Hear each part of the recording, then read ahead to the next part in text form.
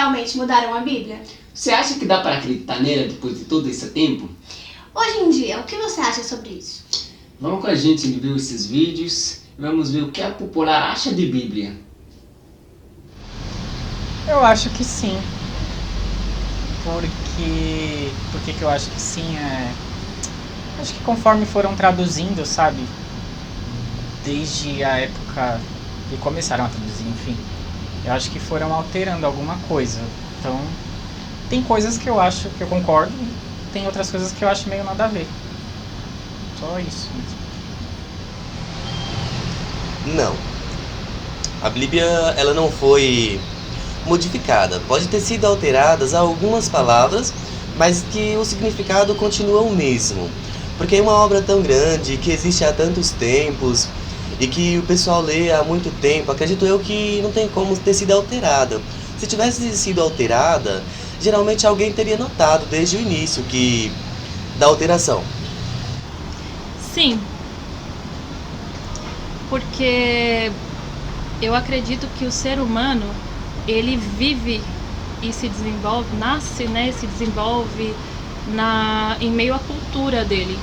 Então, eu acho que o conhecimento é interpretativo. Olá, meus amigos, seja bem-vindo no canal Uma Pergunta.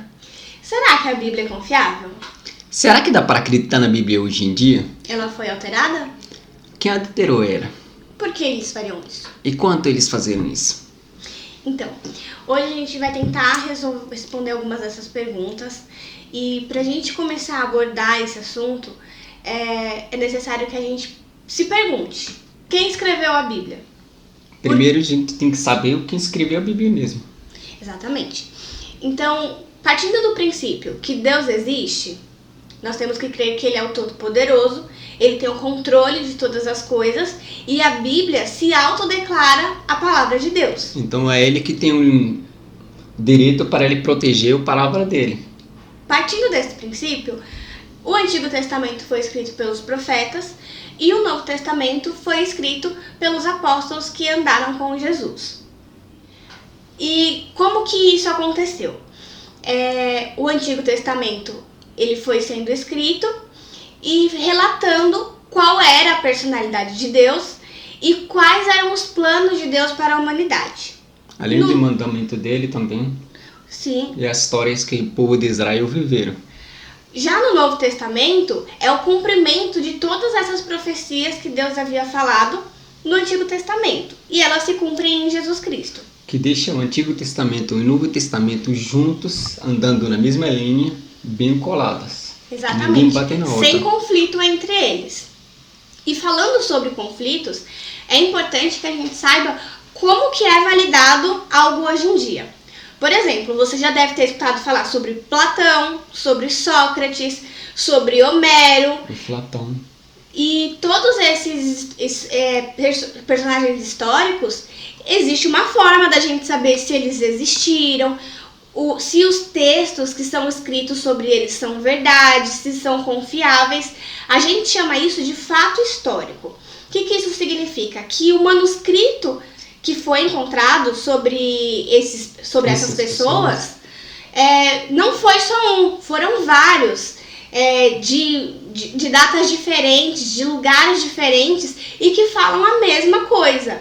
Isso faz de um documento, de um manuscrito, um fato histórico. E um fato provável também que essa pessoa existia mesmo. Exatamente. E a Bíblia? O que acontece? Para a gente ter um padrão de quanto a Bíblia é confiável, eu vou usar o exemplo de Homero. Por quê? Porque de todos os clássicos antigos, ele é o que tem mais manuscritos. Ele tem 649 cópias dos manuscritos que falam sobre ele. Parece um número legal, né? Até dá para confiar. É um número razoavelmente bom. E se eu falar para você que a Bíblia tem 42 mil, o que você vai achar?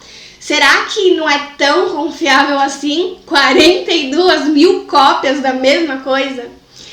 Na verdade, separando esses valores, só do Novo Testamento em grego tem 5.500 cópias. Aí juntando Novo Testamento com o Antigo Testamento, juntando em todas as línguas que foram achados manuscritos, que é em grego, latim, hebraico, siríaco, uma diversidade de línguas. São 42 mil. Mas isso deixa pensar. Mesmo que temos alguma coisa que significa que a Bíblia existiu nessa época, mas a gente não sabia se foi alterada ou não. A forma da gente resolver isso é bem simples. Eu escrevo uma história aqui no Brasil. E ele vai lá no Marrocos e tem a mesma história. Aí eu quero alterar, de acordo com o que eu quero, com o que eu acho, com a política do meu país. Com a cultura. Com a cultura do meu país. Aí eu vou e dou uma mexidinha ali na hora que eu tô copiando. Então, já não é igual dele. Então, quem vai estar no Brasil vai estar diferente de quem está no Marrocos. E aí ele decide alterar também.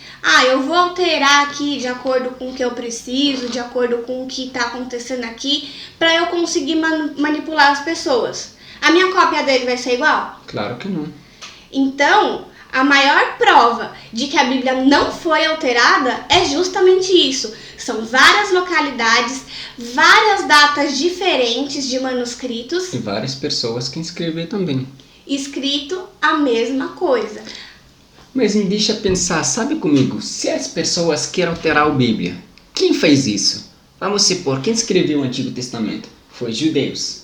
Se os judeus vão querer alterar uma coisa, primeira coisa, se eu um judeu e quer trocar a Bíblia ou fazer alguma coisa nela, a primeira coisa que eu tinha que fazer é tirar as coisas ruins que estão na Bíblia que é provável contra os judeus. Tipo, quando os profetas deles fazem os pecados deles mais piores que existem, quando eles perderam todas as lutas que eles lutaram na Bíblia, aí os várias histórias que falam sobre o povo como que foi um povo ruim, de verdade, eles tiveram que tirar. Desobediente. Eles fazem todo o que é o mal. Então deveria fazer alguma coisa bem simples, tira tudo isso, deixa só a imagem bonita sobre o povo de Israel. Por que eles não fizeram isso? O que eles adoraram na Bíblia? Não tem como para provar. Exatamente. Referente ao Novo Testamento também, há quem fale que Jesus era uma lenda, que ele não existiu de fato. E assim, quando você quer fazer uma propaganda de algo que não existe, você fala uma coisa que condiz com a realidade para convencer a outra pessoa, não para fazer aquela pessoa não acreditar. E se você olhar as fases de Jesus, ele tá sempre assim, vamos pegar o melhor fato. A primeira pessoa que viu Jesus vivo foi uma mulher. E nós aqui do Brasil, isso não é muito comum, mas o testemunho de uma mulher lá no Oriente Médio, ele é a mesma coisa que nada.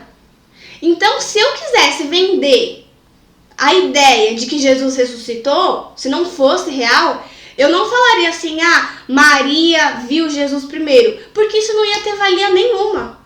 Agora não, eles estavam preocupados em contar a verdade sobre o que estava acontecendo. Por isso que eles escreveram exatamente dessa forma. Eu podia ver mais para isso. Além de escrever uma história de Jesus que não existia, eu deveria fazer uma coisa mais simples, porque eu vou aplicar uma história nova de um cara que morreu e ressuscitou para as pessoas acreditar, mesmo que seja ele não existia. Então eu deveria fazer um Deus bem simples, bem claro e bonitinho para as pessoas acreditar. Fica mais fácil para você entrar.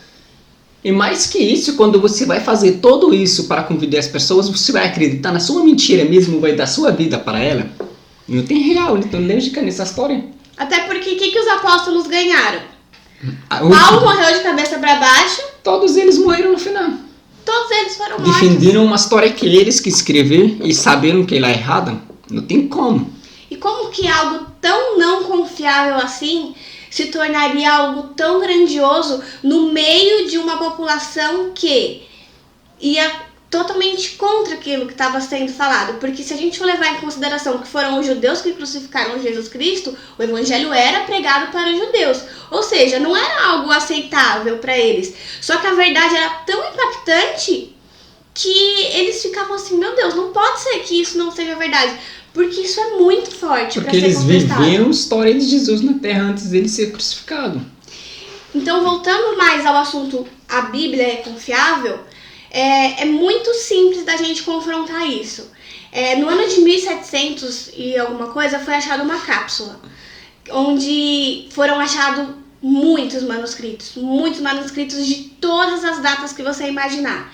E o manuscrito mais antigo que foi achado dentro dessa cápsula foi datado de 250 a.C., ou seja, manuscritos do Velho Testamento, bem como os do Novo Testamento, já datados do 1º século após Jesus Cristo, ou seja, era algo muito recente. Isso que prova para a gente é uma coisa que foi antes de Jesus e tem uma data que é validada para quem está no Bíblia hoje em dia. Quando você pega esses manuscritos e combate ela com a Bíblia que estamos com ela hoje em dia, é a mesma coisa.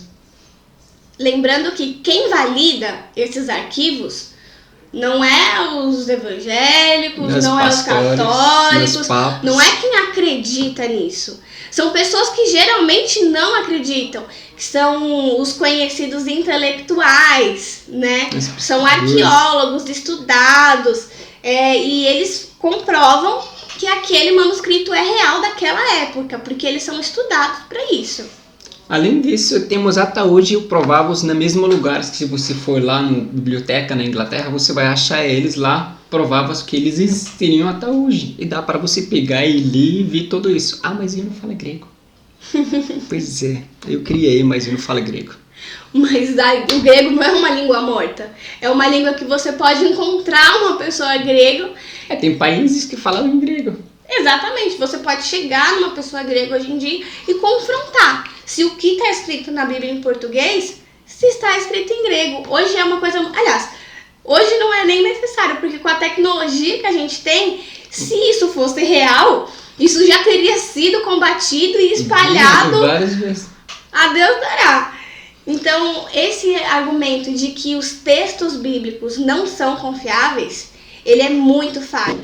E eles só são jogados na sociedade até hoje por pessoas que não querem aceitar o fato de que eles são reais.